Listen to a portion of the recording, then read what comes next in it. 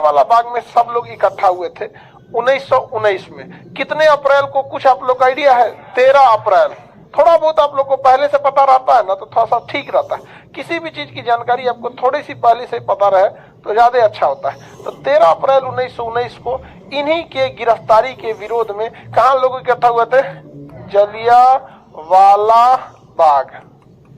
जलियांवाला बाग में 13 अप्रैल 1919 को लोग इकट्ठा हुए थे और शांतिपूर्ण ढंग से भाषण दे रहे थे और ये समझा रहे थे कि यह कानून गलत है, इसमें किसी को भी पुलिस गिरफ्तार कर सकती है, बिना मतलब भी उठा सकती है। हालांकि आज भी ये कानून भारत में अवेलेबल है, लेकिन कुछ नियम कानून है, सब पे ये लागू नहीं होता है। उसे निवारक निरोध अधिनियम, प्रिवेंटिव डिटेंशन कहते हैं।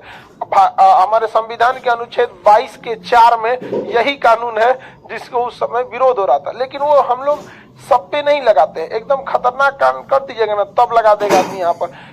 अब एकदम जघन्य अपराध कर दिए, कोनो गांव का गांव जला दिए तो आपको आदमी देखेगा तुरंत आप पे क्या लगा देगा? आपको निवारक निरोध अधिनियम, और उसके तहत नियम लगा देगा, अब उसको आप चिल्लाते रहिए यहाँ पे। तो 13 अप्रैल 1919 को लोग जलियांवाला बाग नामक स्थान पे इकट्ठा हुए थे और शांतिपूर्ण ढंग से प्रदर्शन हो रहा था।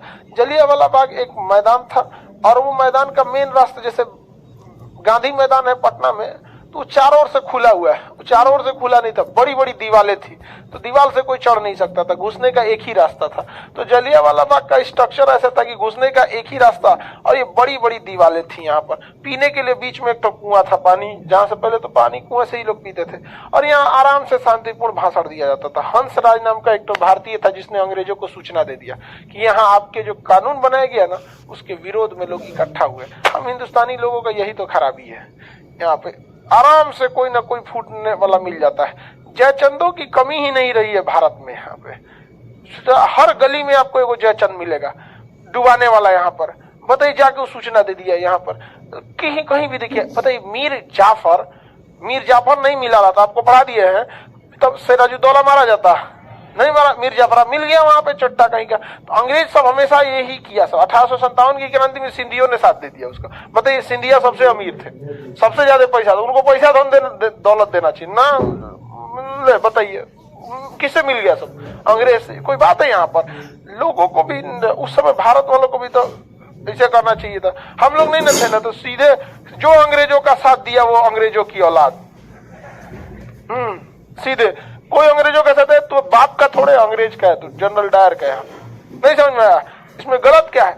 वाक का भी बहुत बड़ा प्रभाव पड़ता है यहाँ पर, समाज में भी बहुत उस नजर से उसको करना चाहिए। लेकिन नहीं, अंग्रेजों का साथ दे दिया सब। हंसराज की सूचना पर अंग्रेज वहां आ गए। अब यहाँ एक कंफ्यूजन है, आया कौन था? ओ डायर आया था कि आ डायर आया था?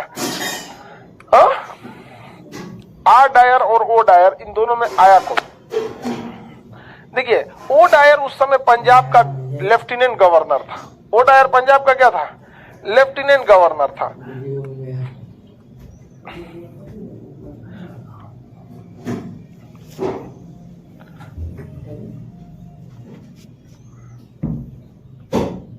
चेम्सफोर्ड जो था उस समय, मोंटेग्यू चेम्सफोर्ड सुधार हुआ था 1919 में, ठीक है। तो पूरा भारत किसके अंडर में था? चेम्सफोर्ड के अंडर में। चेम्सफोर्ड, पूरा भारत किसके अंडर में था? चेम्सफोर्ड। अब ये पूरा भारत तो चेम्सफोर्ड के अंदर में आ रहा था, लेकिन पंजाब का कोई ना कोई डिप्टी गवर्नर बनाएगा ना। पूरे भारत का गवर्नर जनरल कौन था? चेम्सफोर्ड, उसी के अंडर में था। लेकिन पंजाब का जो एरिया था उस समय हरियाणा वाला अलग नहीं हुआ था, ये पूरा का पूरा कंप्लीट क्या था? पंजाब था। तो पंजाब का जो गवर्नर था तो उस समय लेफ्टिनेंट गवर्नर वो था ओ डायर। क्या नाम था? O Dyer. तो पंजाब का लेफ्टिनेंट गवर्नर ओ डायर। पूरे पंजाब की सेफ्टी की जिम्मेदारी किसकी थी? O Dyer. जब ये सूचना मिली ओ डायर को तो उसने गोरखा रेजिमेंट के commander in chief, Gorkha regiment के कमांडर जो था उसका नाम था आर डायर। तो गोरखा रेजिमेंट एक फौज थी, फौज को तो आदेश का इंतजार होता है, तो ससुरा यही था ओ डायर जिसने अमृतसर में भेज दिया गोरखा रेजिमेंट को, और गोरखा रेजिमेंट को लेकर पहुंचा था आर डायर। कौन पहुंचा था? R Dyer. तो ऑन द स्पॉट गोली कौन चलवाया था? R Dyer. कौन था?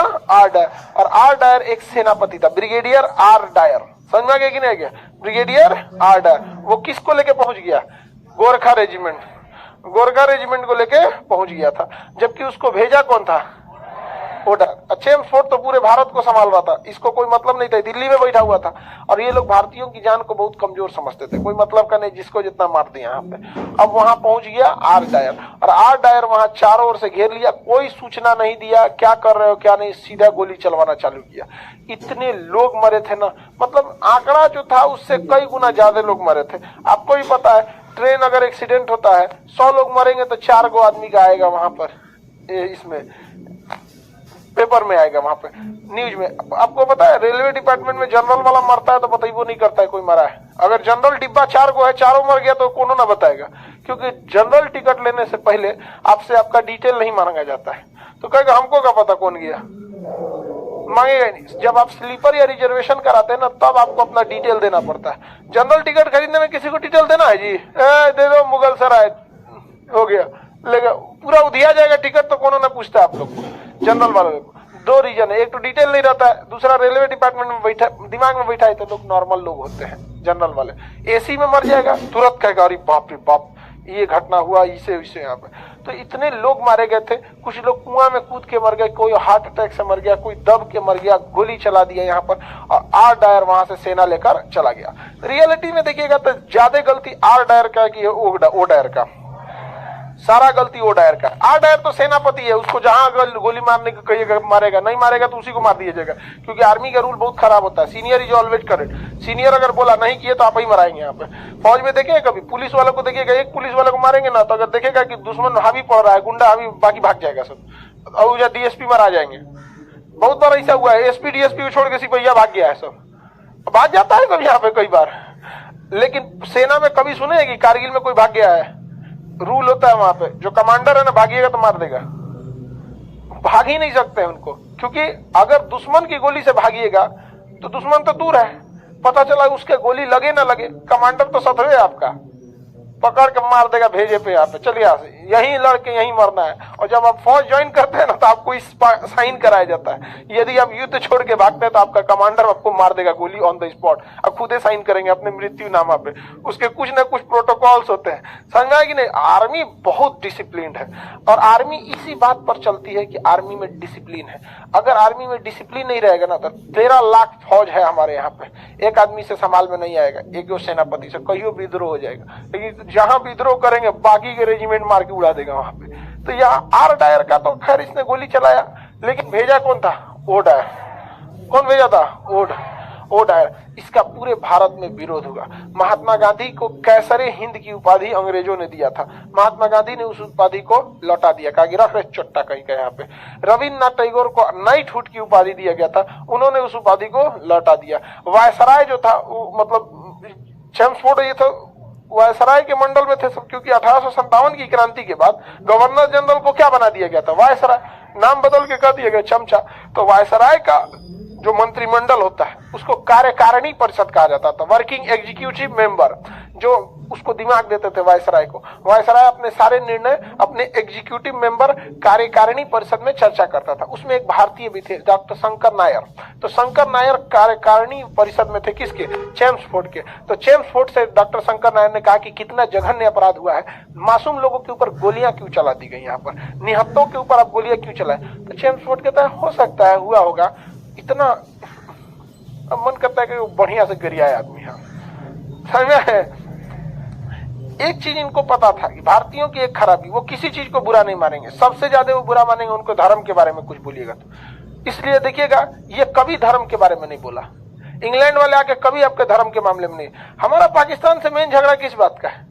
उसमें कहीं ना कहीं एक बड़ा सा मुद्दा धर्म भी आ जाता है। कश्मीर मुद्दा भी है, लेकिन कश्मीर मुद्दा इतना हाईलाइटेड क्यों है? क्योंकि उसमें उसे धर्म लेके घुस जाता है। समझ में कि नहीं? क्या ये अंग्रेजों को ये पता था कि भारतीयों को कितना मारिए, लेकिन उनके धर्म के बारे में कुछ नहीं बोलिएगा ना तो आपको माफ कर देंगे सब। और जहां कुछ धर्म के बारे में बोलिए तब तो गए लो काम से। तो ये बहुत भली भांति समझते थे, और ये हम लोग को समझने में थोड़ी सी देर हो गई। तो शंकर आयन ने कार्यकारिणी परिषद से क्या दे दिया? इस्तीफा दे दिया, और बहुत भीषण बवाल हुआ यहाँ पर। चेम्सफोर्ड ने कहा अच्छा ठीक है, ओ डायर को सस्पेंड कर दिया जाता है, इंग्लैंड भेज दिया जाता है। ओ डायर को सस्पेंड करके इंग्लैंड भेजा, और जब ये इंग्लैंड बंदरगाह पे उतरा, उस समय जहाज तो नहीं होती थी, पानी वाली जहाज से गया, जब उतरा तो इसको सम्मान में वहां बैंड दिया गया था। नहीं देखते हैं बैंड दिया जाता है सम्मान में, और तलवार दिया गया, स्वॉर्ड ऑफ ऑनर, सम्मान में एक तलवार दिया गया, बहुत अच्छा किया तुम मार के आया यहाँ पर। इतने कमीने होते हैं ये, समझ में आया? निहत्ते लोगों को मारने को। अब तब जब ये खबर लगी भारत में तो बवाल हो गया अंग्रेजों के खिलाफ। अब सबको पता चल गया था कि अब भारत में कुछ बड़ा होने वाला है। तो अंग्रेजों ने आनंद फानंद में ना हंटर कमीशन का गठन कर दिया, और हंटर कमीशन को कहा गया कि ये जांच करेगा जलियांवाला बाग हत्याकांड की। तो अंग्रेजों ने जलियांवाला बाग की जांच के लिए कौन सा कमीशन गठन किया? Hunter commission. Hunter commission, Hunter commission का गठन कर दिया। लेकिन भारतीयों को पता था कि हंटर कमीशन में अंग्रेज ही रहेंगे, ये अपना रिपोर्ट उन्हीं के हिसाब से देंगे, इसलिए पैरेलली 1919 में ही गठन किया गया मदन मोहन मालवीय समिति।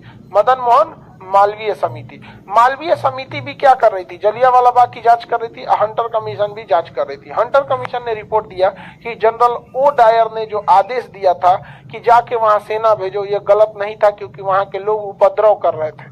जबकि मदन मोहन मालवीय समिति ने कहा कि वहां के किसी के पास कोई भी हथियार नहीं था, इवन लाठी तक नहीं थी, उपद्रव कहां से करेंगे? बिना किसी सूचना, बिना किसी वार्निंग आए थे। इसमें सारा का सारा गलती किसका था? ओ डायर का। इसने जल्दबाजी में डिसीजन लिया, उसे आर डायर को भेजना ही नहीं था। आर डायर का ना था कि भाई हम क्या कर सकते, हमको आदेश दिया गया हमारे यहाँ पर, लेकिन मेन तो सबसे था ओ डायर वहां यहाँ पे। इसी हत्याकांड में एक छोटा सा लड़का था जिसका नाम था उधम सिंह। 1919 में उधम सिंह ने इस घटना को जब देखा तो उधम सिंह का खून खौल गया। लेकिन उधम सिंह छोटा था, उधम सिंह छोटा, 5-6 साल का। एक 5-6 साल का लड़का क्या कर सकता है? कुछ नहीं कर सकता, और भी उतना बड़ा। लेकिन कसम खा लिया कि ओ डायर जब तक तुमको सुला न दे तब तक यमराज को भी रोक के रखेंगे। तुम यमराज के हाथ से नहीं मरेगा, तू हमरे हाथ से मरेगा। 21 साल उस लड़के ने वेट किया।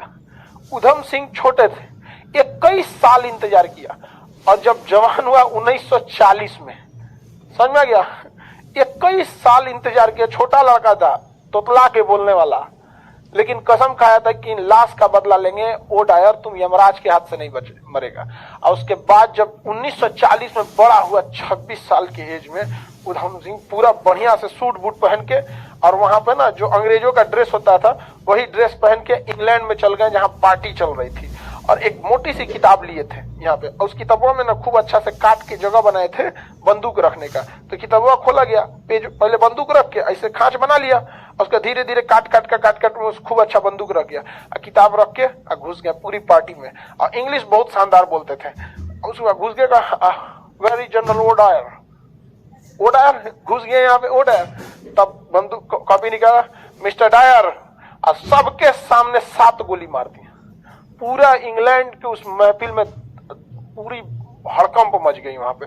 अब कोई पुलिस वाले की औकात नहीं थी जो आके पकड़ ले। यहाँ पे पुलिस का जवान खड़ा था वहां पे, wait my work is not done, धाए धाए मार दिया वहां पे। उसके बाद उन्होंने कहा था, याद करो आज से 21 साल पहले, आखिरी सांस में वो कंफ्यूज था वो डायर की मारा क्यों हमको। कहा कि याद कर 21 साल पहले जब तुम रिटायर्ड नहीं हुआ था अपने ड्यूटी के टाइम पे, तो पंजाब में घुस के जलियांवाला बाग में लोगों को मारा था वहां पे।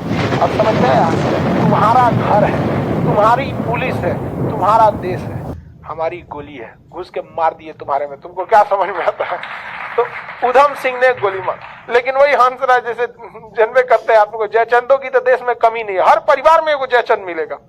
हमारे देश को छोड़िए ना, हर परिवार में एगो मिलेगा इन्ने का बात उन्ने करने वाला। आप लोग को तो इसका अनुभव ज्यादा होगा। नहीं,